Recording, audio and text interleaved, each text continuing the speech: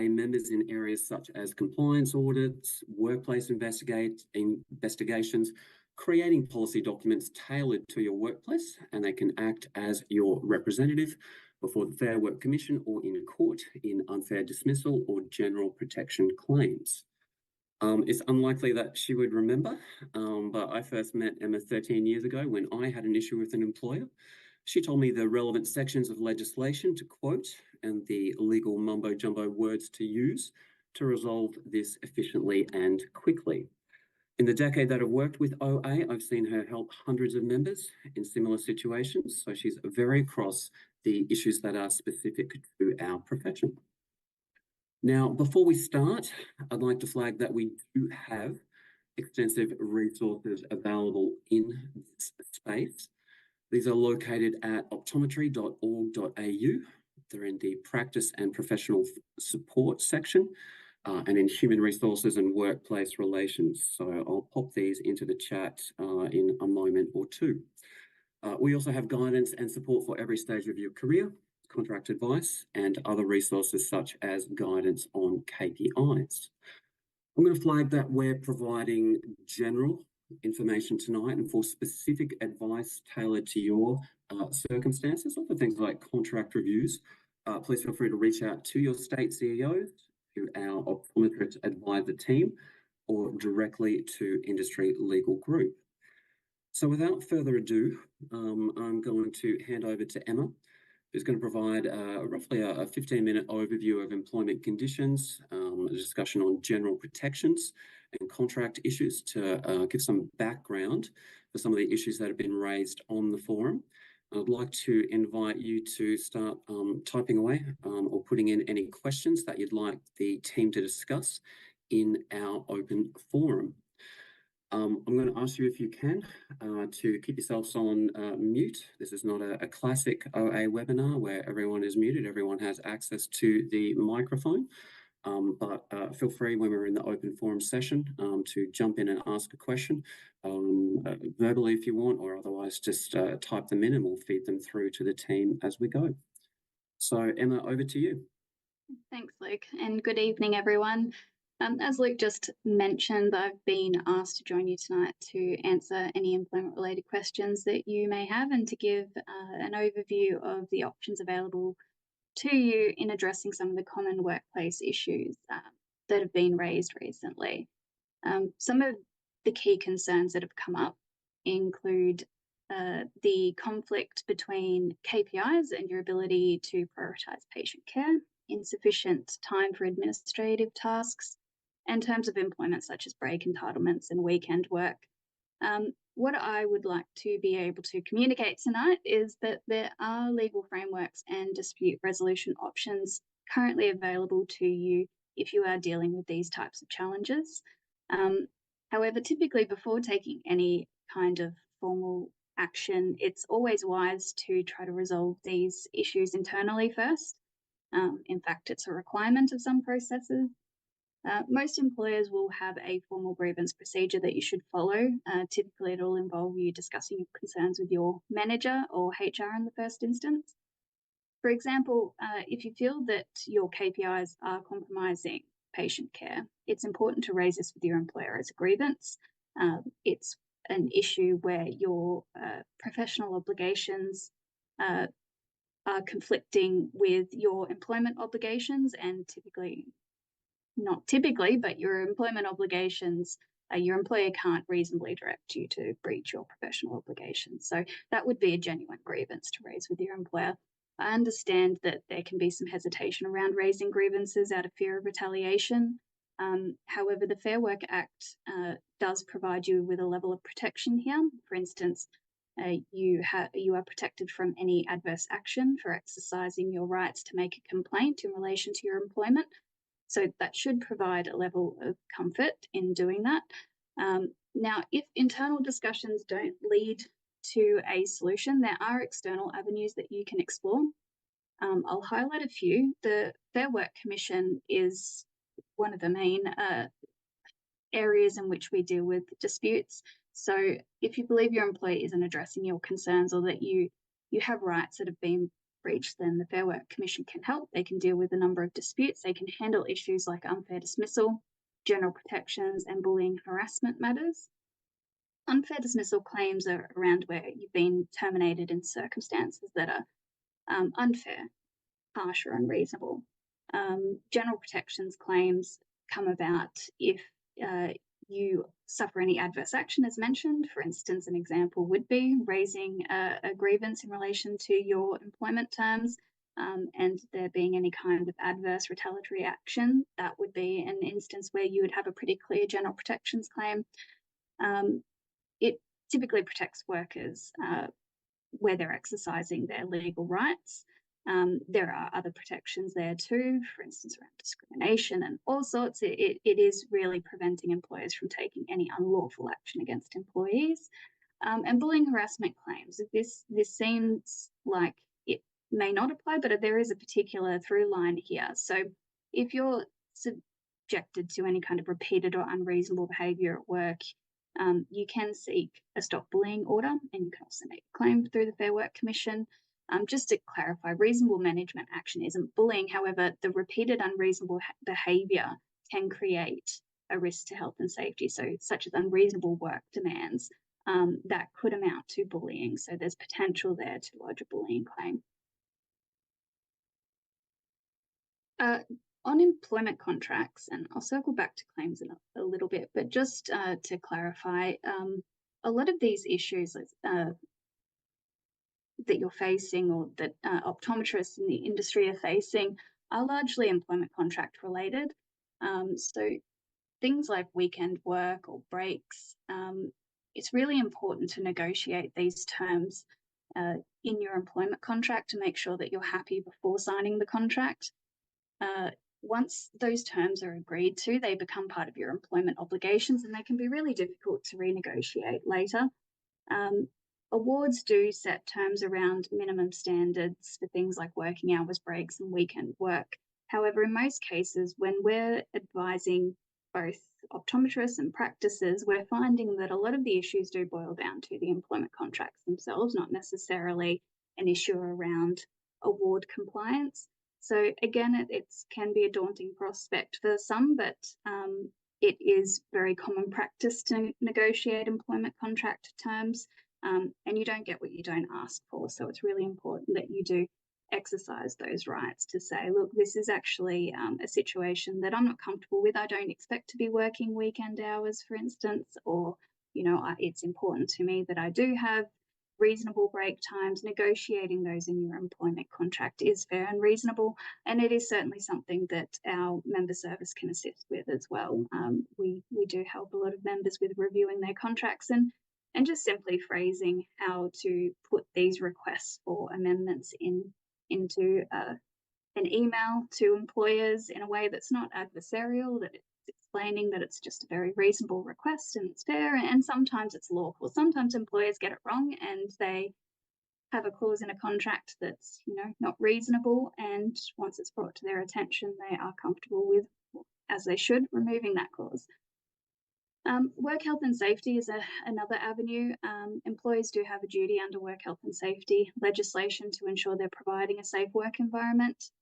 This includes managing psychosocial hazards, which are things like stress from excessive workloads, lack of support, or unreasonable management practices. If you believe that issues like back-to-back consultations, unreasonable KPIs, or lack of breaks are causing that undue stress, your employer must assess and address those risks. If you feel that these risks are affecting your mental health, there are some steps you can take. The first is to report the issue to your employer or HR under a grievance procedure. They're then obligated to do a formal risk assessment on that issue.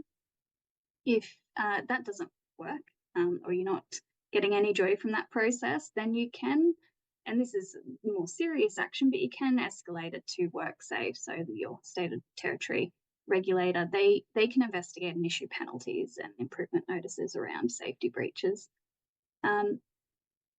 If the issue is leading to a recognised psychological injury, such as a stress-related condition, anxiety, depression, you might also be eligible for workers' compensation too, so that's something to consider there. Lastly, I know that there's been some discussion around forming or joining a union to address some of these issues, and joining a union is entirely your personal choice.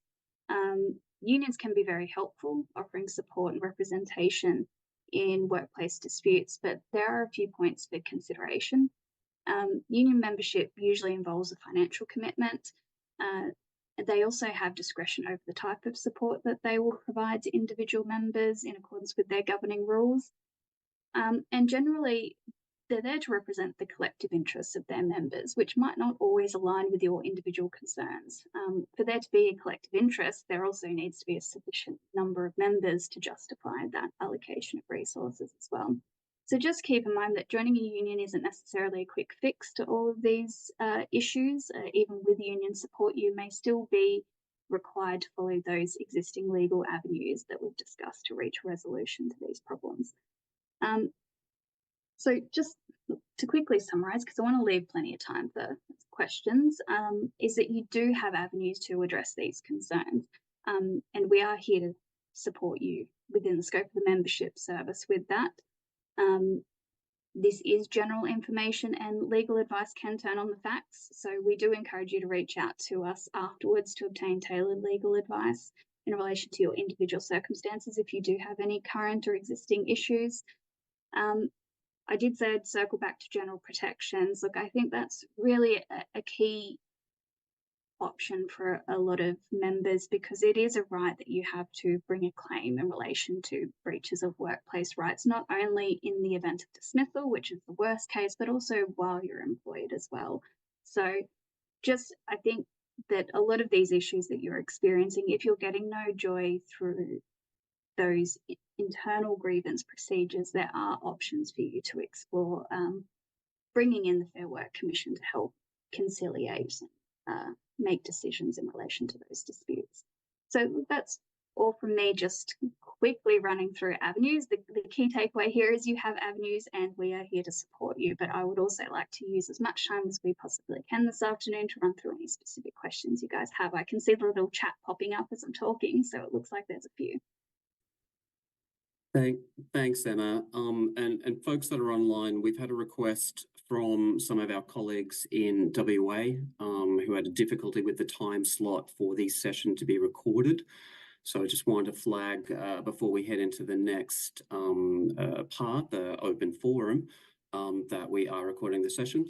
Rory, you've got the questions from the group.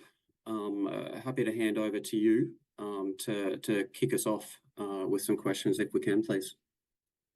Yeah, thanks for the ability to let us ask questions. I guess one of the main concerns we have is that, I mean, it's great to hear from Emma and you know, about some of the processes that are there, but the processes for individuals almost hinder them from actually coming forward because of the current economic climate. You're worried about losing your job. If you lose your job, you've got these long processes to get it back. This is a systemic issue throughout the profession, and you probably noticed that our group, I mean, we're nearly at 800, which represents about 20% of the profession. We're all worried about it. We all feel like we've basically got no representation, and we're just losing a lot of faith in the fact that optometry even has a great future for us. You know, I'm kind of lucky where I work that I don't see some of these struggles, but you know, I was involved as student society president in trying to get people into jobs and things like that. We could already see the struggle 5-6 years ago. Now it's getting worse. It's not really, you know, the HR concerns that we had. The HR concerns are more part of a bigger systemic issue with optometry, that we're pumping out a shit ton of grads, which, sorry, excuse my French, that are coming from unis that are basically failing accreditation and that have associations with big corporate companies. It gives us absolutely no room to negotiate new contracts. It gives us absolutely no space or scope to turn around and say, hey, I don't get breaks, because they can be like, well, piss off. We've got a first year grad who's willing to come here and work for peanuts. You know, because we've all got massive HECS debts to pay, and we've all got all sorts of other issues that are going on with our lives. I've got a few questions which myself and the admins have basically come together and formulated based on a lot of the polling and things that we had as well, which, you know, it was initially, you know, something started by a friend of mine. We didn't realize, and we didn't think this group was going to grow as quickly as it has, purely because, you know, we weren't sure, are we just a noisy minority? We realize now that we're not. We are quite a significant portion of the population of optometry. And if you look at the age demographic of us, we're basically the future of senior optometry. And we're the ones that are kind of worried about it right now. And we feel like we're just not being listened to. I guess, yeah, question one I'll start with, which is the one that I think was best sort of formulated. And this is more geared towards Optometry Australia, I suppose, in our sort of faith in Optometry Australia. One of the poll questions we had was, given that, Optometry Australia claims to have its finger on the pulse in the industry and representing members' best interests, do you have faith that OA enough within their scope to combat the issue spoken about on the page? We had 0 respondents that said yes. Everyone said no. We basically had a few comments here as well. It was an anonymous web form. We didn't want people to have to put their names forward or anything like that, particularly when making complaints as individuals. And basically some of the comments were, OA are not unions. They don't represent optometrists and they're not there to fight for our conditions. OA's passiveness has allowed questionable practices discussed on this page to flourish.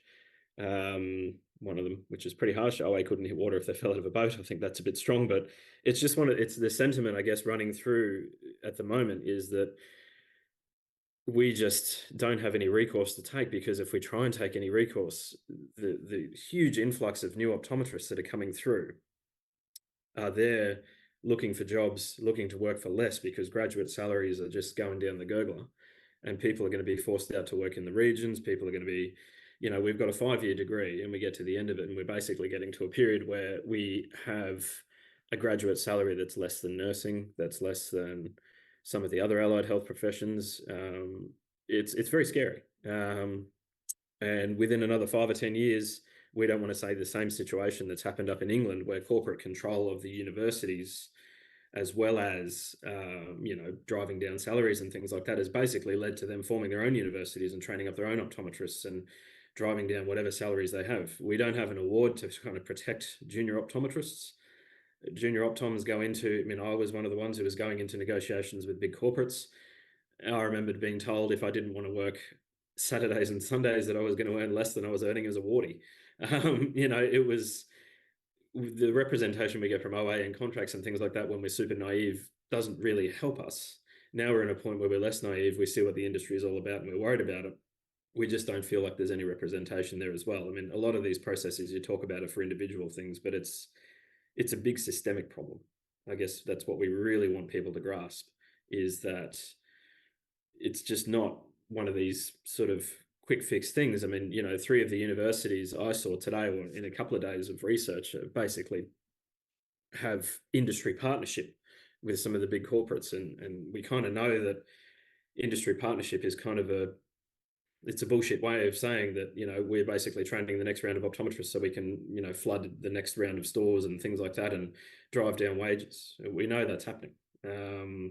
I have students who come up to me as a former student society representative saying, oh no, they've just made this country town a metro regional town to drive down the salaries by another 10 grand. And these sorts of things have been going on for several years.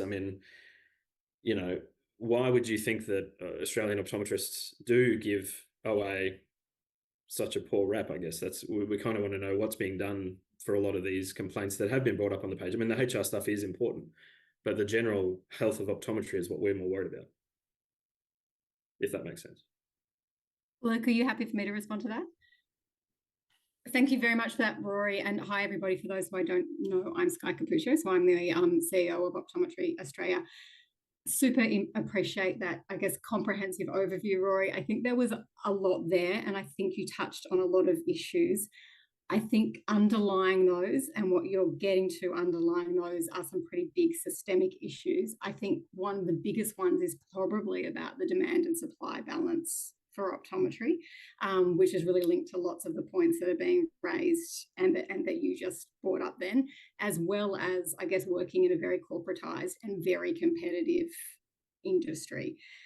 I would say, I guess, on the supply and demand issue. This is something that we've been watching really closely for a long time, and we've certainly been involved without success, and I'll get to that in a second, in, I guess, trying to prevent the opening of additional schools before, because we have had concerns for quite some time that we are going to head towards a situation that I think that we are seeing emerge now. I think you, Rory, have just outlined some of the indicators. So we don't have clear data, and it's really hard to get really clear data on exact supply and demand balance and exactly what it should be. But there's some corporates are putting out their own paperwork, which is complete furphy to say that there's an undersupply. I mean, how do you counteract that? I'm really happy to tell you what we have planned. Didn't OCANZ kind of look at it when they were opening up these new unis and sort of think, well, we've got the representative body saying one thing and we've got the biggest employer in optometry saying another. Why should we listen to that one? I know unis are there to make money, and at the end of the day, a lot of this is just about money. Sorry, continue. No, that's okay. That all speaks to some of the points I wanted to make, and I think there's a lot of synergies between what we're saying. I guess I'm effectively trying to say I agree with you. I think the sector should be concerned that we're heading towards oversupply. I think we have some signs of that. I don't think we're in drastic oversupply at this point in time, but we are certainly seeing things like wage. So we track wage salaries. We're certainly seeing things like wage stagnation. We know that our early grads are still getting contracts, but they're needing to go further afield for those. We still have really high grad salaries compared to most careers, but definitely strong and early plateauing across the profession of salaries. Most of our supply space is being driven by the universities, as you've mentioned, Rory. So essentially new grads. The challenge there for us is universities can make the decision to stand up a course if they think it's financially viable for them. So the government doesn't put any caps on profession-specific courses. The government has been clear that they're not going to do that. So I've been involved probably 10 or so years ago in quite a lot of advocacy around that. And governments of both stripes have been clear that they're not interested in, I guess, capping for specific professions, which for us is a challenge. For us, it means that we need to gather more data. We have a projections study at the moment, so one designed to combat what you're talking about that we've seen one of our large providers come out with, which we will be using to talk with the universities. But whether or not they take that on board is essentially a business decision for them. Whilst there is the market for those courses, they can continue to put students through them. I've got to say, though, I guess going back to one of your earlier points about the future of the profession, I think the profession actually has a really robust future. I think the opportunity is so obviously supply and demand balance is about supply, but it's also about demand. We have at the moment in Australia significant unmet community need for eye health. And I think there's great opportunity to work hard to grow demand. It is definitely not a quick fix, but at the association that this is an issue we've been thinking and talking about for at least a decade, and we've been doing what we can, particularly over the last 2 or 3 years, to really focus on growing demand. So we are at the moment trying to get industry to help us invest in a sizable community awareness campaign to get more kids and families into optometry practices. But we're also doing a lot of work trying to get more optometrists to work to the fullness of their existing scope, so more kind of collaborative care with ophthalmology and more working in between what is almost that gap between optometry and ophthalmology at the moment.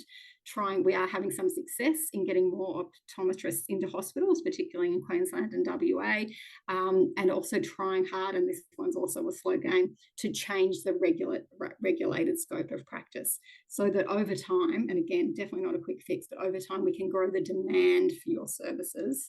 But I mean, in 5 years' time, there might not be a demand for our services. That's what we're worried about, is we're kind of getting to a point where the whole industry is being geared towards just refractionists, not optometrists. We see these stories and we see all the emails and everything like that. But a lot of it's not really hitting home with us, because all we see is that Uni of WA is sponsored by Specsavers and Luxottica. We basically see UNSW doing a tour of the new facilities with one rep from Optometry New South Wales and 5 or 6 reps from corporate. We kind of think we're not going to have much of a say in this industry. Optometry Australia doesn't really have much of a say in this industry when we have to bow to the corporate overlords. you can put all the stories out there that you like about. I mean, Queensland, for one, I know the ones that work in Queensland. They're my mates who work for Queensland Health. There's like 3 of them, 3 compared to. And I think there's 11 or 12 of them now, and that's kind of happened really quickly, but I agree, it's still a drop in the ocean. It's still not enough. I mean, compared to what happens in England, where they basically do have the broader scope where they can actually practice in the public health system and actually have that sort of thing there, and not just have this retail focused jobs that are out there trying to save as much money. We see all these stories and they don't really get us excited about the profession. And you got to say, out of a group that has 800 strong, for all of us to basically sit there and say, none of us really have any hope that kind of OA is you might say you're doing a lot, but we pay a lot in fees. We do all this sort of stuff, and all we sort of see is growing corporate influence, and barely anyone kind of listening to the younger demographic of optometry that's sort of worried about all of these other systemic issues. And it's nice to put on a HR thing tonight and sort of say, oh, if you've got these, then go this way, go this way, go this way. It's a group thing. We can't, the only thing we're sort of thinking is, do we unionize? Is the only way we're going to get someone to listen to us to form a union, to basically go on strike, to sort of say, do something about this, because it looks very bleak. And there is actually another question here, which basically talks about, some of the concerns that we have with, I'll try and find it here, that we're basically being forced into becoming, and we got this one here, 75 responses. One of the poll questions: assume that any sort of government petition failed. Your only weapon to supply it was, to sort of start graduates and go for a union. 94% of people are in favour of having union representation that answered that survey. I've had in my personal anonymous questionnaire, I think I've had about 10 people asking about joining a union. That to me just says that Optometry Australia is not really representing our best interests. And we need more done to sort of convince us that optometry has a future, because we're having so many people that are just either dropping out of the profession or being burnt out, having to work in jobs that they hate with absolutely no recourse to change things, purely because they need to keep food on the table. So yeah, so I should say, you're right, Optometry Australia is not a union, so it's our role to represent the whole profession, which includes both employees and employers, and locums, and people in a whole different space. So our focus is on trying to build a robust profession for now and into the future, and we are legitimately focused on that and working quite hard towards that. It's not our role to enter into things like EBAs. As Emma touched on, that is definitely, if that's definitely a space that you can explore with unions, and I can definitely see why a union might seem to offer benefits and to answer some of the concerns that have come up. My concern would be that unless you've got the numbers to make that happen in a union, the ability to achieve things is quite limited. But obviously that is a choice for optometrists to make for themselves. Regardless, we will continue to offer the extensive HR and employment services that we offer. I do appreciate that they are primarily one-on-one guidance, but they definitely can help you with some of those employment HR issues that come up, including in those initial contract considerations.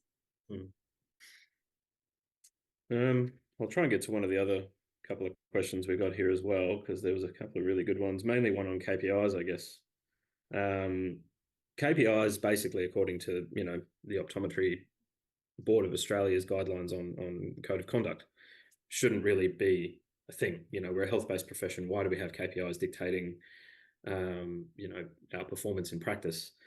How are we as a profession supposed to have a bit of faith in Optometry Australia and their dealings with contract law and things like that, when we're still being, if it goes against the code of conduct, how is it there that people are being pushed to do 70% conversions and being told to not see patients who can't be converted and things like that? Like, where do we have any legal recourse there, where it's not going to take weeks to months to try and get these issues out of the profession? I mean, it's something that we just feel like we're fighting a completely losing battle, I suppose. Where are we on a legal standpoint from this kind of KPI culture within the corporate practices? Because the ones that work for corporate, which we're supposed to represent as part of Optometry Australia, we kind of feel like there's just nothing being done about it. And all of the people, you know, you talk about all the processes we can go through, they're very costly and timely, and the threats to losing your job are probably, or even punishment, or, you know, we've seen a couple of people who were made redundant or tried to go through OA's legal services and basically had no luck. And you know, we've got all of these ones in you know, the long list of grievances we've got. You know, where are we going to be if, can we get rid of KPIs? Can we somehow negate the need for KPIs in health? Because it's a completely unhealthy way to run a profession, in my opinion, as well. That's probably a good one for you, Emma. Yeah, thanks. Look, I was just going to say, from an employment law perspective, on that question, I think what there needs to be, and I understand it is difficult. I'm not trying to diminish at all the fact that an individual trying to take on these arguments is a difficult position to be in, but it has to start somewhere, and it really has to start with you, individual registered health practitioners, because you're the one that has the obligation under that code of conduct. You're the one that has that relationship with the employer. You need to assert your rights. You can be supported in that through, for instance, our services, but unless the employers there's any pushback through legal avenues in relation to where your individual obligations conflict with your employment obligations, we're not likely to see any change. I could imagine Optometry Australia could sing until the cows come home to a lot of these corporates around what they recommend and what they would prefer to happen, and that this is potentially a breach of KPIs. It's likely not going to result in them changing their practices unless they're forced into it by compliance through legal action. And then that's where optometrists individually need to start asserting their rights. And that's where those avenues, although very reactive and although not, you know, ideal for a lot of people, are really the avenues that will drive some level of change. There needs to be some individual action in this industry as well from optometrists to assert their rights, come what may, because if you are in this dire position, then that is the best course. You know, you don't want to remain in that dire position. You need to advocate for change. So you can appreciate the fact, though, that independent action comes with risks. It does, yeah, it does. You do have life-altering risks, and that's where we sort of feel like OA should be the ones sort of stepping up for these optometrists, and we're just not getting anything. It's one of those things that is why the union conversation has become so strong. It's because there's so many issues that are systemic to the industry. If there's only these individual recourses, then the best way for us to do it is to unionize. You know, that's the only way I can see us getting out of getting a lot of these people better working conditions. You know, you've got people on 9.5-hour shifts who can't take a piss. It's and really, on that point too, I mean, unionize, absolutely. If that's something you guys want to explore, absolutely. The union will still require you to go through those legal avenues, is the point, though. That's where they're supporting you in that, but you're still having to do it. So the risks remain the same. You've just got another type of entity supporting you. And because OA doesn't have a right as a legal entity to bring that claim under general protections because they're not the employee, that they're limited in how they can actually get an order or a decision from someone like a commission to enforce. So even though the code of conduct is a legal requirement to practice as an optometrist, we would need to make enough individual complaints that someone would then go and investigate these practices, because KPIs don't seem to fall under, I think it's the ethics code of the code of conduct, where you're basically being told how to practice from someone who's gone to TAFE for 6 months. You know, it's one of those things that just boggles the mind that it's just become, it's a culture there now. Like there's nothing we can sort of do about it, unless that's why so many people feel powerless. And it is about identifying where the issues are too. So KPIs in themselves aren't inherently evil or wrong or non-compliant, but some KPIs are, and it's identifying where we bring these disputes, like where are the what particular KPIs are we identifying that really do very clearly conflict with what sales can do. I mean, there's even been discussions of Medicare KPIs coming in for, I mean, a good practice that runs basically an optometrist is free staff because they bring in the billing for Medicare. Why are we the ones suffering when it comes to, lowering of salaries and things like that just for a tiny bit of profit. It boggles the mind, and I don't know how it's managed to get so bad with enough of us to join. You know, people just can't do anything about it. We feel powerless. So Yeah, I mean, I have a view that you can do things about it and you're protected in that, but I take your view that it doesn't feel that way. Yeah, it's terrifying. You know, someone loses their job or they got kids, they got a mortgage, game over. So yeah, look, again, I know it little comfort, but they can't take that adverse action against you, so you can bring claims if they do. I think that it still may not satisfy you, that that's a risk that you're willing to take, but there is a level of protection there for those who are willing. I've got a question for Sky. Go for it, Marcus. I just wanted to know, so with our scope of practice, why are we not seeing, like, I know I can see you guys are advocating for it and constantly posting articles, but why are we like lagging behind like other countries like New Zealand, for example? Like what's the delay in the oral therapeutics or even laser? Like, it just doesn't make sense that we can go to New Zealand and start doing that, but in Australia we can't do it here. I can't agree with you more strongly, Marcus. I think I probably have had 40 meetings with politicians in the last 6 weeks telling them why it makes absolutely no sense that in New Zealand an optometrist with the same training, probably you, if you flew over to there and signed a piece of paper, can prescribe oral medications, but you can't do that here. The long answer, or I get the short answer, but also the long answer, is because our regulatory system is different and the agility of our regulatory system is not high, and everything takes an incredible and a very frustratingly long period of time. So I'm confident that we're going to get there on orals, but it's just taking years and years and years. Whereas in New Zealand, they have a very different regulatory system, and in fact, their regulator was the one kind of pushing it at haste. Is there anything we can do as optometrists to help? Because like the other thing as well is I just saw a post that Westmead, like, for example, the waiting list for cataract surgery alone has just grown to like close to 5 years, which is like, it sounds a bit ridiculous. Like it sounds like they don't want our help, but then they need it, because then what are we going to do with our patients? Yeah, I agree. I think we're on the same page, and I also think, Marcus, that some of this relates to the supply and demand question as well, that there is massive unmet community need, and there is ways that optometry can help meet that community need. Some of it requires regulatory change. Some things are just local system change, and I think often the best thing you can do is make your thoughts known. If you reach out to your state division association, often they can assist you to make those thoughts known, but also to make your thoughts known to politicians about what optometrists can do and how frustrating it is that that full skill set isn't being utilised effectively. Sure. So like, is there anything like, we're happy, like I'm sure if we have, I think it's just like more information on who to contact, even if we sign a petition, everyone's signing it. Basically, like I'm sure some people will sign it and you'll get the support. Yeah, so we're happy to share some information about that. On orals, unfortunately, it's a regulatory process, so it's set down what steps that you have to go through, and they take years and years apparently.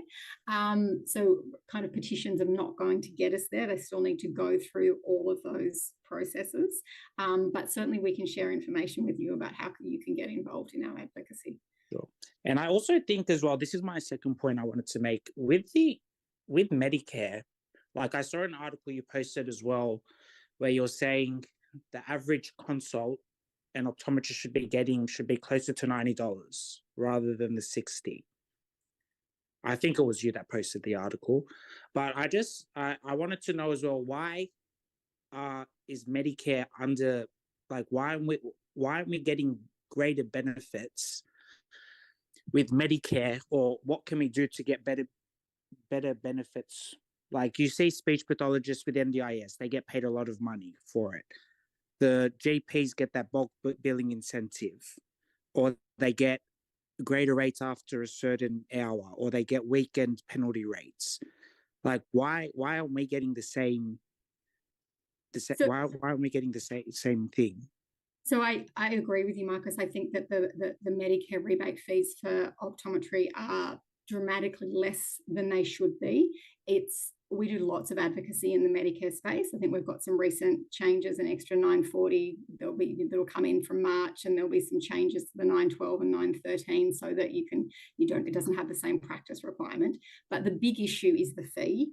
And to be very honest, getting a change to that fee is virtually impossible because optometry has some of the highest, or the second highest bulk billing rate of any profession in the country, which is pretty much like saying to the government, we accept that fee. So every time we go to a minister's office and say, the payment for a comprehensive isn't what it should be, their response is, well, there's no problem from our perspective because, you're bulk billing the community.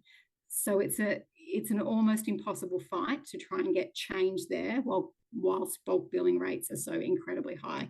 The same reason that we don't have things like a bulk billing incentive and the GPs do. The GPs have a bulk billing incentive because they weren't bulk billing, and the government needed to be able to say to the community that they were getting them to bulk bill.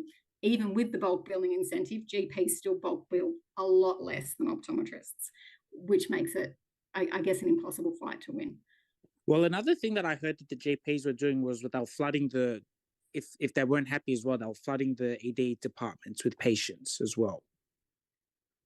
I'm not sure about that. I think, general practice at the moment in Australia is in a really tricky and difficult position in lots of fronts. And I think there's probably a lot of very unhappy GPs out there as well. I think there's probably flow-on effects for ED, but that's a result of a whole lot of complex different issues. Yeah, I just think because if our Medicare rate was better as well, it would just allow more people to open up, have the confidence of buying the equipment, opening up their own stores, which could then lead to creating more demands as well, and greater competition to your corporate companies, and it would be of great benefit to everyone. And I think the future of optometry going forward as well. I understand what you're saying. If everyone's bulk billing, the government's not going to want to change it because they're not going to want to spend more money, basically. Yeah, I don't disagree with you at all, Marcus. I think you need to be able to charge the right amount for your services, and that is, kind of linked to the ability to be more competitive in the market. Yeah, it's just, I think it's hard to charge more because the amount of patients you see will reduce because of your corporate companies out there as well. So it's just sort of a double-edged sword. I feel like these corporate companies, to be honest, they're the ones that are making it very difficult for the future of optometry. Sure, they probably do. Making their profits from Medicare, though. They're making their profits from other means, and Medicare is just a sort of a side thing for them to, top up the coffers and pay for the optometry costs. I mean, if you go around, opening up your own store, chances are you're going to have a corporate opening up. I know for a fact, talking to someone who was a Specsavers director previously, that their aim was to move in next door to someone who, they could basically run out of business and then take over and take all their patients. I mean, it's a lovely idea, everyone having their own little practice and their own little things and having Medicare pay for all this sort of thing in a nice sort of socialist sort of way. But at the end of the day, and someone who's done that before, I ran my own practice for 3 years and had several legal threats from Specsavers. I just can't see that as any kind of future with the way that things are going, because people, and particularly graduates that are coming out now, are too terrified to go against their overlords who basically ran their own university program for them. It's one thing to discuss Medicare rates, but people are actually not even billing Medicares for fear of KPIs through, their screenings through their sales. So why are we even, sort of worried about the Medicare rebate so much when so many people aren't even billing Medicare because they don't want to look like they've been seeing too many patients and not converting a lot of those patients? I understand the argument for it, but I feel it's more in the pipe dream realm, unfortunately. So I guess, maybe while I've got the floor, I guess one other concern that I've got, the Optometry Council of Australia and New Zealand that have approved these new universities to open with these new numbers, I've noticed a lot of them have conditions on them where they're basically not teaching things like BV, contact lenses, low vision, and things like that. Do the students know that some of these universities have basically got conditions on them for accreditation? Like, is there a potential that these unis won't even be able to pump out students that are fully accredited to become optometrists? And, you know, how is it, how is the OCANZ process run to open these new ones? Do you guys have an input on that as part of the new accreditation standards or a new university opening? What does the OCANZ board look like? So OCANZ, which is the OCANZ board, is the accreditation body for the universities. So the universities can make that decision to stand up a course, but they do have to get it accredited by OCANZ for those students to then be essentially registrable. I don't know what the right word, able to register as optometrists when they graduate. And so OCANZ has a relationship with the regulator, so the Optometry Board of Australia, about how that works. We don't have, so we have obviously a strong relationship with OCANZ, but our involvement is primarily around competency standards. So we are very lucky that optometry is one of the few professions that still owns its own competency standards. Most of those professions have lost that to their regulatory board, but we, as the professional association, still write the competency standards that the universities then have to be accredited against.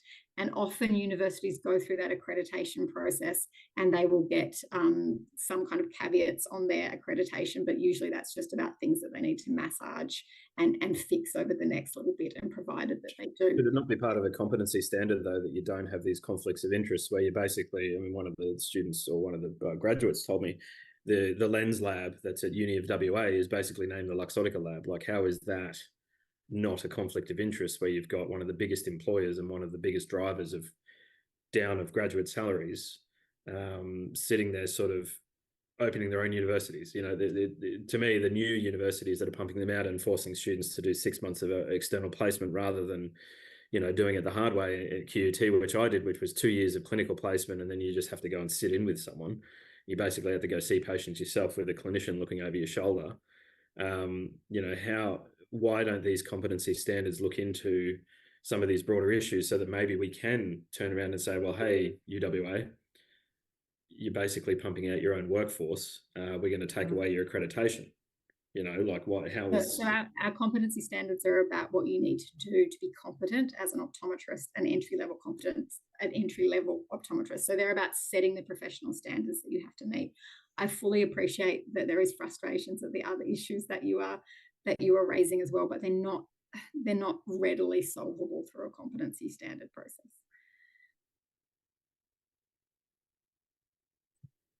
With an eye on the time, we had an hour scheduled for this one, and there are a wealth of questions on the sidebar.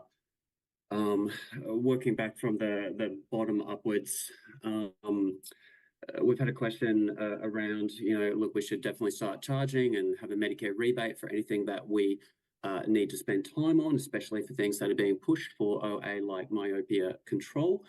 Heaps of chair time for us to do this, but minimal rebate.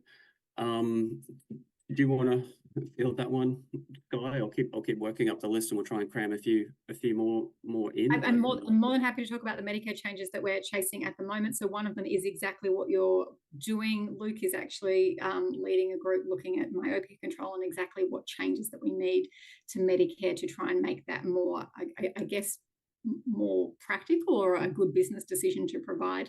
The other one that we will chase in the lead up to the next federal election, which will, you know, probably be early next year, is a change from the 910 to try and make it so that that practices can bill that every 2 years for under 65s rather than every 3 years. What about What about an OCT billing item number? So Luke might want to comment on this as well. To get a new Medicare item, you need to go through a really lengthy process called an MSAC process. You need to have lots of evidence. You need to have cost benefits analysis and those sorts of things. And it often takes up to 10 years. That's not just for optometry, that's for everybody. Our concerns in the past had been that OCT, now that it is being offered as a free service by one of our largest providers, becomes very hard to get Medicare support for, because why will the government pay for something that people will do for free? I think some of the arguments, and as the evidence kind of develops and builds around why particular patients for particular conditions need OCT, have changed a lot in the last 3 or 4 years, and I think we are in the process of reconsidering what we can do in that space. Just a quick one, maybe possibly throwing over to Andrew. There's a question there around practice managers and directors, often without billing knowledge, resubmit our Medicares without consent. There was a early question sent in, what's my responsibility and risks if my employer or a company I locum for bills Medicare for me? They do not allow me to bill it myself. Any comments on that one, Andrew? Yeah, sure. Thanks, all. Certainly is not permitted. The responsibility for billing is yours. I'm not naive enough to think that doesn't mean that, exactly as some of our correspondents have said, it doesn't happen that way. But equally, as other people have said tonight, and I'm going to say it really bluntly, if you want things to change, you're going to have to put your hand up and complain. I'm sorry, there's no two ways about it. There's no soft option. We could go to Medicare and make a complaint, and Medicare complaints can be made anonymously if you really want to do that. But of course, if you're the only optum in the practice and there's a complaint about billing, it's going to be pretty blindingly obvious where it came from. We could go to Medicare. We know people there. We can talk to them. They're still going to say, where did it happen, when, what went on? There's no way around this. If you go to a union, they're going to say, where did it happen, when, what went on? You're going to have to put your hand up. So we can certainly do things. We have contacts. We can talk to people.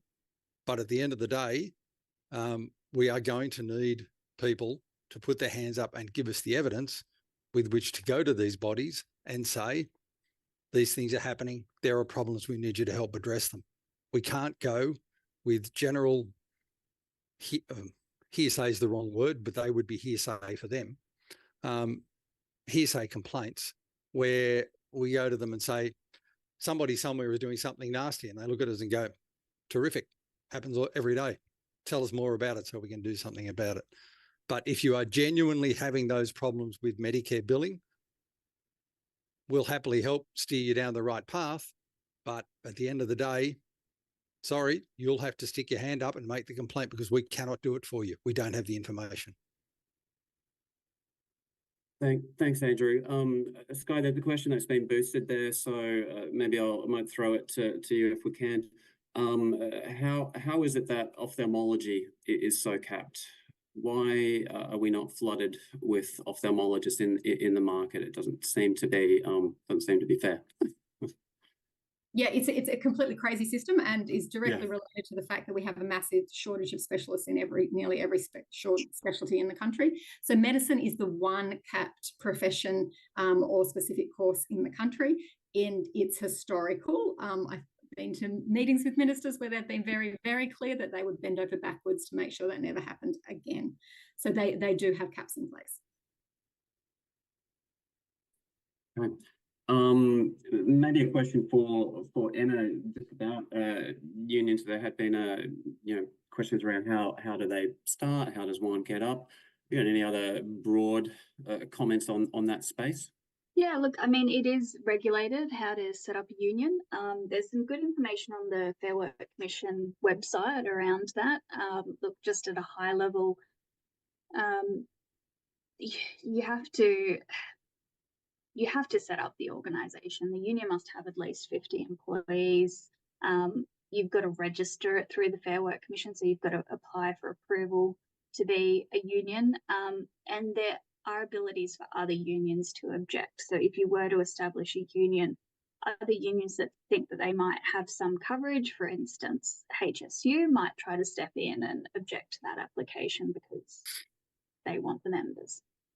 So we basically, at the moment, we have the state boards of HSU coming to meet to discuss optometry representation. I guess one of the questions I wouldn't mind putting forward is, say, for instance, there's been talk of, a lot of union talk, and if we all bandy together and join unions and then we got our own PII insurance, we're actually sort of saving probably in the midst of about $1,200 to $1,300 on registration costs per year, which I'm assuming if you had, 800 to 900 people who've all expressed concerns within optometry, should this not be, a bit of a firecracker up the bums of those in OA to sort of say, well, maybe we do need to have greater representation or greater processes put in for, you can sort of sit there and say you can advocate for Medicare and all that sort of thing, but a lot of these other concerns, are you not worried that you've got a potential mass exodus of people who've lost faith in Optometry Australia coming? Because we feel like we're kind of being not represented at all. I'm looking at the strip going down the side here, and there's a lot of these comments coming in that are all kind of joking, because we've all just kind of, we were hoping that it was going to be more like, oh no, we are working to try and fix some of these bigger issues you have, but you've all just got to go out there and complain yourselves. Like, what other steps of recourse do we have other than to join a union? Do you want to take? If you want to, no, I'll leave that to you, Emma. Yeah. Look, I just have to reiterate that Optometry Australia, and look, I don't profess to speak on behalf of Optometry Australia, but look, from my perspective, it's not a union. It can't act like a union. It's a completely different function. So its advocacy for the industry is going to look different to what a union could necessarily do.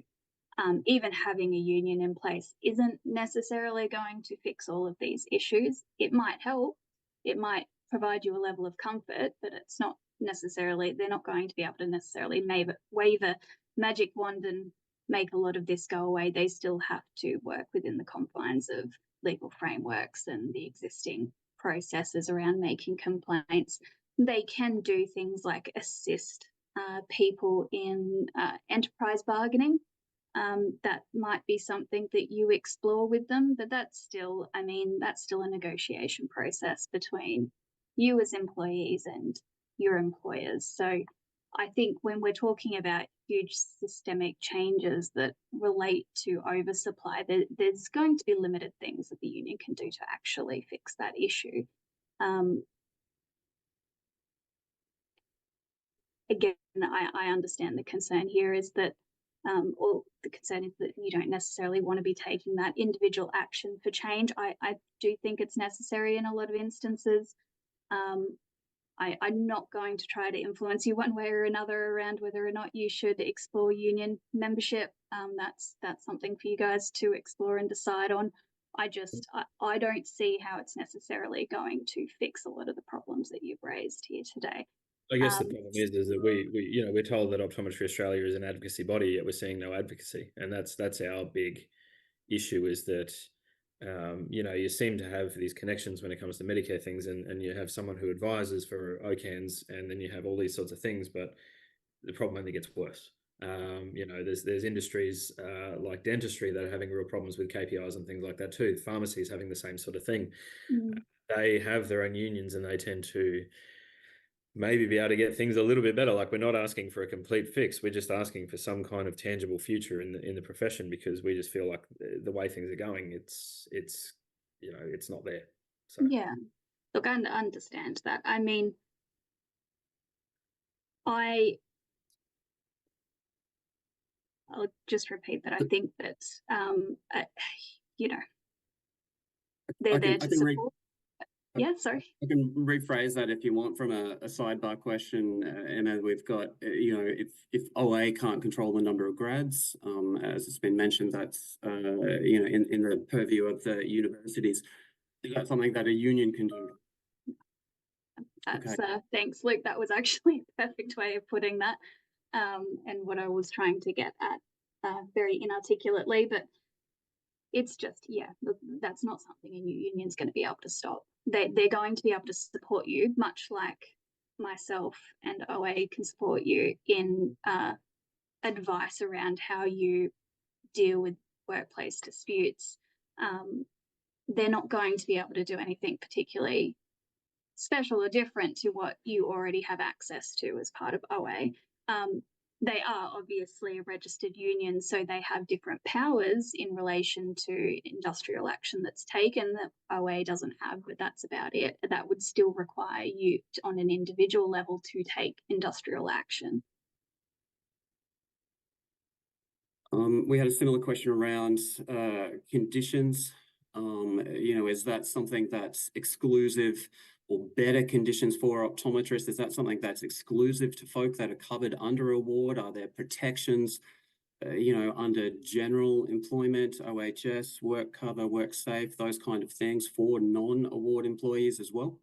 Yeah, so let's address non-award employees first. So all non-award employees, you're still protected under the Fair Work Act and all of your state and territory legislation around work health and safety as well. You still have all of those rights and access to the unfair dismissal general protections, bullying, harassment, claim processes that I mentioned earlier as non-award employees. Award covered employees, the only difference there is your award will set out a set of minimum entitlements to pay rates, breaks, scope of hours, that type of thing, penalty rates, overtime. I briefly touched on this at the beginning, but again, I just think often we find when I look at hundreds of contracts for optometrists, and it's never usually the case, or very rarely is the case, that the contract's worse off than the awards. So I think awards aside, it does often come down to what you've negotiated in that contract. And I fully appreciate the concern that, negotiation is difficult when there's a perceived oversupply issue. But nonetheless, we've been able to help assist a lot of people in achieving negotiated terms for their contracts. That contractual term is usually the issue, is making sure you're actually negotiating what you want out of your employment on a contractual level, rather than there being an issue of you being disadvantaged because that contract isn't benchmarked against the award. Very rarely do we see that what's offered on a contractual basis is worse off than what the award would otherwise provide. And could you, something that's come up a lot, the toilet breaks, can you give us a workaround? What's the, it does seem crazy at the end of the day. Is there, how do we approach this? We're a young optometrist. We don't want to kick up a stink. We don't want to be fired. We don't want to be replaced. What's the go-to suggestion from a HR lawyer as to how to approach that one? You're entitled to take toilet breaks. I mean, that's just a human right, let alone a workplace right. You're entitled to have a safe workplace under work health and safety legislation. I think the issue comes in is, from what I understand for complaints that we've dealt with before, it's often not the case that you're being directly told that you can't have toilet breaks. It might be for some, but for others, it might just be this perception that they're so overworked or they've got such close consultation times that they don't feel like they can have those breaks. Again, that's where you have to raise those issues and concerns with your employer to say, look, I don't feel like I have enough time. That would be a genuine grievance that you could raise, which is a protected right. If you're being told directly that you can't take those breaks when you need to access the bathroom, then that's unlawful. You also have rights to, for instance, general protections rights to pursue, work health and safety rights to pursue there as well. So your employer can provide you reasonable and lawful directions that you must follow, but you're not obligated to follow unreasonable or unlawful directions of your employer. And very quickly, while we've got you, Emma, around the KPIs, any suggestions on how to approach that? I'm an optometrist. I receive emails from the OBA. I will admit I don't often read every single one of them. I understand folk don't actively search their website, things like the shared code of conduct around the regulators' discussion of KPIs may not be on everyone's radar. Is there any suggestions for, I had a question around, whistleblowers, how does one go about this in a safe manner that perhaps isn't endangering their job. If they're seeing unnecessary pressure, if they're seeing, these are affecting clinical care, is something that is of obvious concern for me as well. Is there a suggestion on how to approach that? Yeah, look, the first step, and this is daunting for some, but you are as the optometrists, are the ones that have that obligation to comply with that code of conduct. So as a first step, you've got to be ensuring that you're complying. If that means that you're breaching your KPIs, that needs to be taken as a separate issue. And I understand that that's a daunting and not a great position to be in. But nonetheless, you do need to comply with your obligations under that code. The code does talk about, prioritizing patient care. It doesn't say that KPIs are prohibited, just to that extent that it does mean that patient care isn't being prioritized, and then that's an issue. So if you're finding that you're in a position with your sales KPIs that you feel under pressure and that patients are at risk, again, it has to be an internal conversation first with your employer. You have to raise it as a grievance. There's not going to be change until you guys start making these grievances and making this noise, despite the risk. So it needs to be raised first as a grievance. Get your response from the employer. If the response from the employer is unsatisfactory, or if they're trying to justify it and it's not passing the sniff test at all, then you need to escalate it further. APRA, it's somewhat difficult in that APRA has powers around investigation and action that it can take, but that's against the registered health practitioner, not necessarily the employer too. So we're looking at, well, what avenues do you have? I don't necessarily think APRA is the avenue there, or the board is the avenue there that they can make recommendations, but they're not empowered to address it legally with your employer. There might be a bit of a catch there if within the organisation a registered health practitioner is giving you that direction around KPIs, and that might be a get around where you could actually escalate a complaint to APRA or the board. But otherwise, you are just looking at what your rights would be as an employee when you're being directed to engage in unlawful or unethical behaviour, and getting that order from the Fair Work Commission to say that they need to stop doing that. Thank you, Emma. And look, we are technically over time. This is a huge issue. It doesn't necessarily mean we're going to solve it in an hour and 15. Rory, I want to pass back to you. Did you have any other questions for the team? And we can obviously talk about next steps from here. I mean, nothing at the moment. I mean, a lot of what's being said just sort of seems to be like it's a you problem. Individuals need to go out there and complain, and the only sort of recourse I can see that might give us any tangible change is someone who has worked in industries that have strong union representation and have seen family members who work in strong union represented entities as well, is that the individual can only get so much done before they get squashed and replaced. So to be honest, my feeling is that the way we're going to have to go, and it sounds like we're almost trying to be talked out of unionising in a sense, but the things that we're sort of seeing, having some kind of union representation or whistleblower setup or something like that seems to be the only way we can help current optometrists and potentially future optometrists as well. That's just the way we see it. I mean, a lot of the group, there is a lot of dissatisfaction, and we're growing even at the moment during this thing. We've had 3 or 4 extra members come through. I guess we'll all have a bit of a yarn about it and discuss, and I'll have a chat to HSU along with the 2 other admins and see how we go. But I guess, yeah, you kind of know where our grievances sit. You do say you're an advocacy body, and we want to see you advocate. We don't want to sort of have things where we sit there and start questioning how much does our indemnity insurance cost, how much is this, can I save a buck by doing this and get better representation? But it seems like it might be the only recourse we have. So yeah, we'll see how we go. Any closing comments, or Andrew, Evan, next steps, what's happening in the future, direction from here? Luke, again, I'll just say to the group, we are more than happy to take up the grievances that you've raised. I've asked 3 times on the group for people to privately talk to me and tell me what their experiences are. Duck egg. That's private. No one else, one-on-one, duck egg.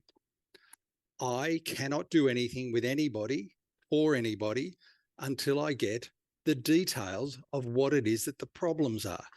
This stuff on the side is important, but it does not give me the ammunition to go to anybody anywhere and say, Specsavers, you have a problem. This is the problem. We need to fix it. I can't even go to them anonymously at the moment because I don't have the information.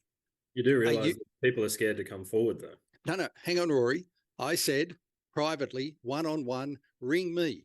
Unless somebody's got my phone tapped, there's no problem with that.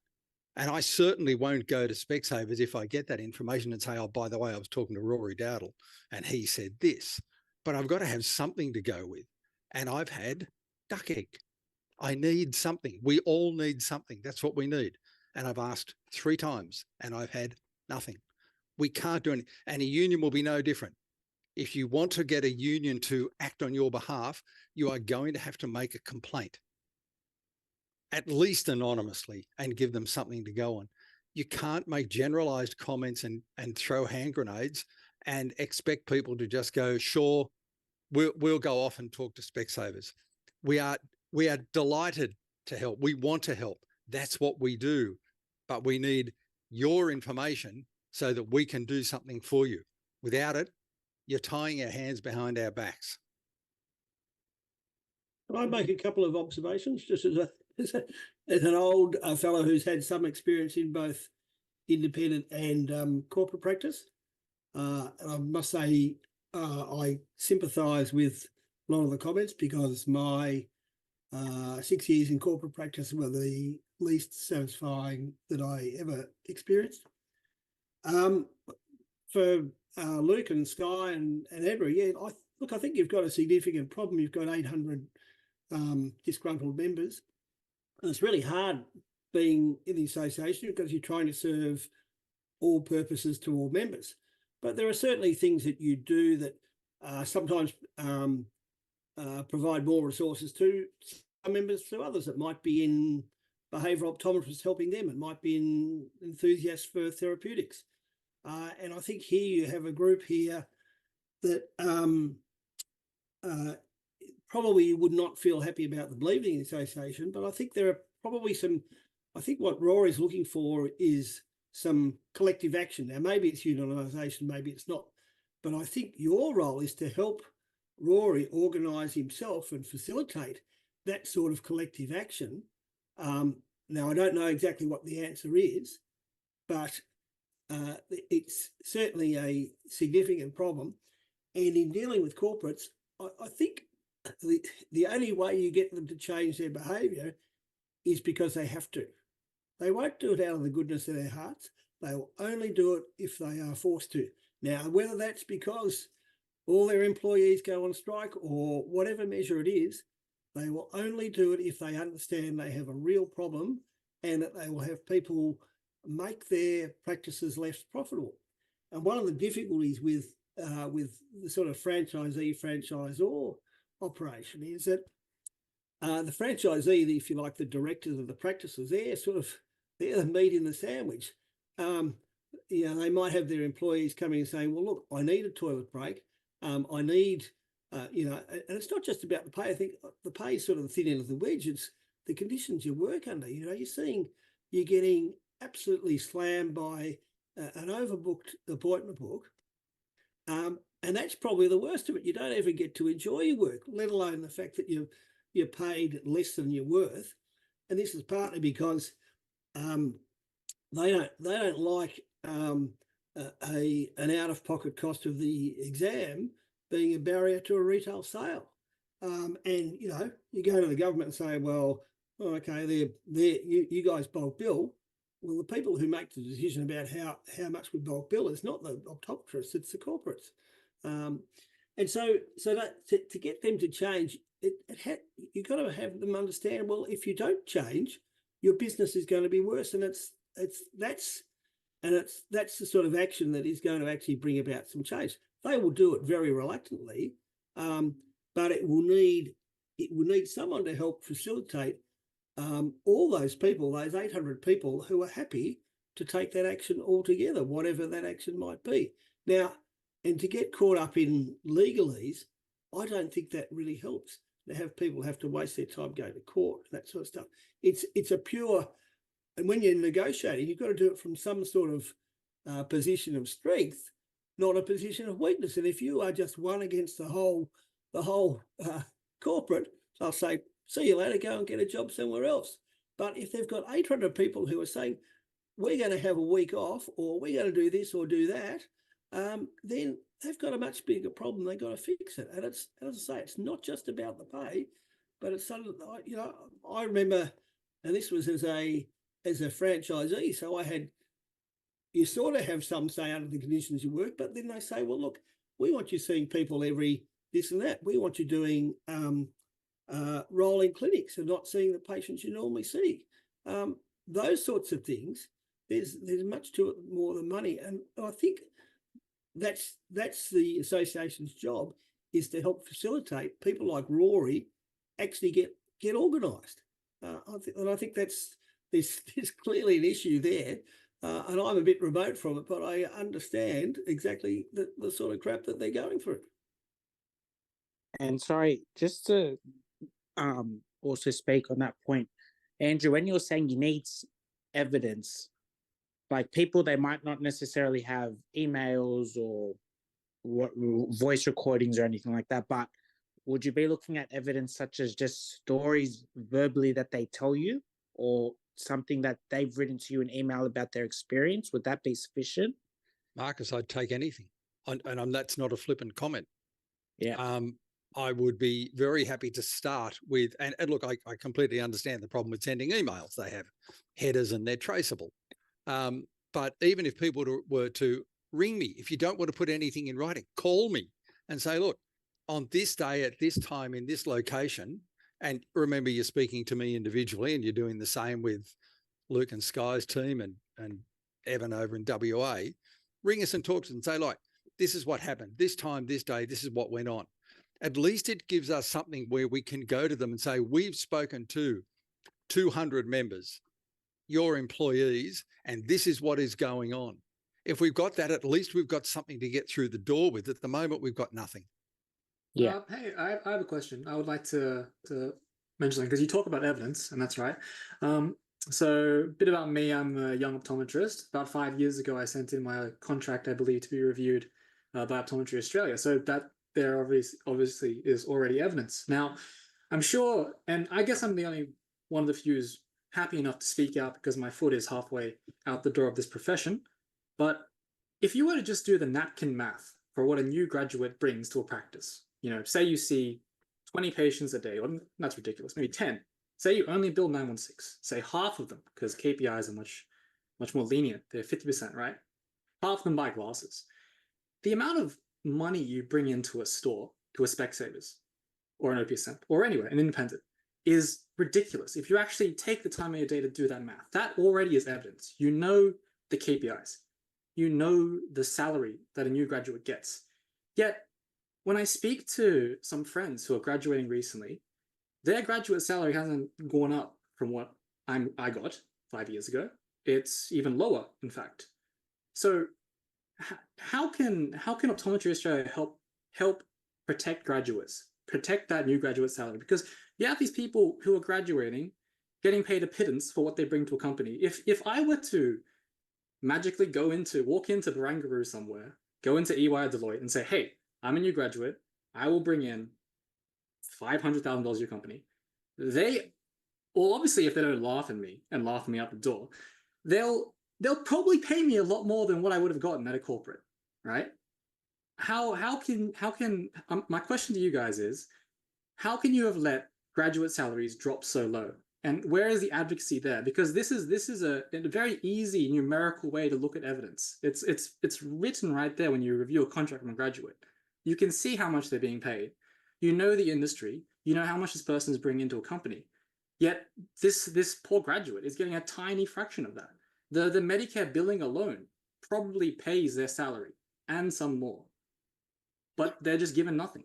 And it's been that way for 5 years, and it's only getting worse. So I think a lot of the discontent in this group, especially from the younger cohort, is why is that still occurring? How can that be stopped? Thanks, Leo. I would just comment. Emma might want to comment as well. Fully appreciating the frustrations that everybody has over salaries and conditions, and particularly over salaries stagnating. I think that's highly problematic and totally understand those concerns. I think we do need to acknowledge, as long as salaries are above award, they are largely a function of the market. So there's not an endless, I guess from my perspective, it's not about OA letting salaries drop to a certain point, but the salaries remain above the award. So the market is essentially setting wages. Yes, okay, I hear you there, and I understand that. But your previous comment about how you're creating a robust profession, to me, that's when people hear profession, they think of, I don't know, lawyers, doctors, engineers. They think of a career where you progress, where there's something there, right? Yeah. Is Optometry Australia wanting to create a robust profession or a robust industry? Because it is a robust industry. It clearly is a very robust industry. It's going great. But it doesn't feel like a robust profession. And a lot of the discontent I see, because I read through all the anonymous responses, is that as a profession, it doesn't feel very robust to be in it. It feels very robust when you're the one who's hiring these professionals, when you're directing them and telling them what to do. But as a professional in it, it doesn't feel robust. Yes, and I can take that on board as well. I think so. From our perspective, we're the professional association. Our focus is on creating a robust profession. I don't think you can have a robust profession without a robust industry. You need those two things to be complementary. And I realise that balance certainly at the moment doesn't feel like it's where it needs to be. But our focus is definitely on creating a robust profession, including with things like greater career pathways. We at the moment in optometry have pretty much a flat optometry qualification. And we as an association are looking at what we can do to bring in, I guess, different layers of that so you can be recognised and able to work in slightly different spaces where you've developed expertise. I think things like that they're obviously not the only answer to all of the things that have been discussed tonight, but they are definitely part of creating a robust workforce into the future. And just with an eye on the time, because we've got to close at 9, Sky, any general closing comments for the group? Well, firstly, I would say thank you very much for having us. I think it's been it's really fantastic from our perspective to be able to hear as much as possible. The other thing that I guess I would implore everybody, I certainly have heard the frustrations about wanting collective action rather than individual support, but do remind you that the legal avenues acting as an individual are much greater for you, and we are 100% here to hold your hand through that process. So certainly encourage people to reach out to our optometry advisor team. It's a confidential relationship and discussion, or to reach out to Emma and her team through your relationship with them as a member of ours. Okay, thank you very much. Rory, really appreciate you organising the evening for us and for a chance for some discussion and dialogue. Looking forward to continuing the discussion. Obviously, as we said, there's no magic wand. We're not going to be waving it and solving in a 1.5 hour meeting. But we'll look forward to continuing the discussion, and stay tuned for further comms. Thank you all very much for joining us this evening, and enjoy the rest of your evening. Thank you. Cheers.